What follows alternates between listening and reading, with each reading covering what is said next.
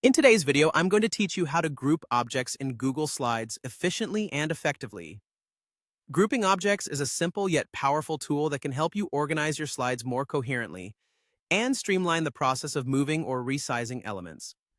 Let's dive to see how you can do it without any hassle. First things first, let's talk about selecting the objects you want to group. You have a couple of intuitive options here. One way is to click and drag your mouse to create a selection box around the various objects you wish to group. This method is quick if your objects are clustered together. However, if they're scattered across the slide, you might find it more accurate to hold down the Shift key. While holding Shift, click on each individual object you'd like to include in the group. This way, you ensure precision in your selections without missing any important element. Once you have all the desired objects selected, it's time to group them. This too can be done in a few different ways. One of the most straightforward methods is by right-clicking on any of the selected objects. When you do, a context menu will appear, from which you can simply choose the Group option.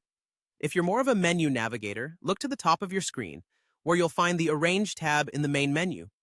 Click there and you'll see the Group option listed, ready for you to select. For those who love using keyboard shortcuts, Google Slides has you covered. On a Windows system, you can press Ctrl, Alt, and G together. For Mac users, the equivalent shortcut is CMD, Option, and G.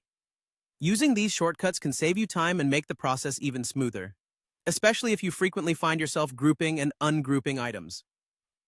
Ungrouping objects is just as easy and follows a similar pathway.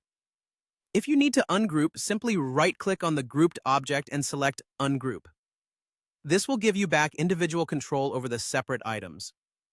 A key consideration to keep in mind while grouping objects in Google Slides is the limitation on text boxes.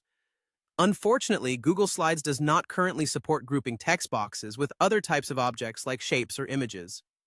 You can, of course, group multiple text boxes together, which can be handy for managing blocks of text. Remember, grouping is particularly useful for keeping your slides organized, and it facilitates moving and resizing related elements all at once. By mastering the art of grouping, you can enhance the efficiency of your slide design and ensure your presentations maintain a structured and professional look. I hope this video helps you leverage this feature to its full potential. Happy sliding!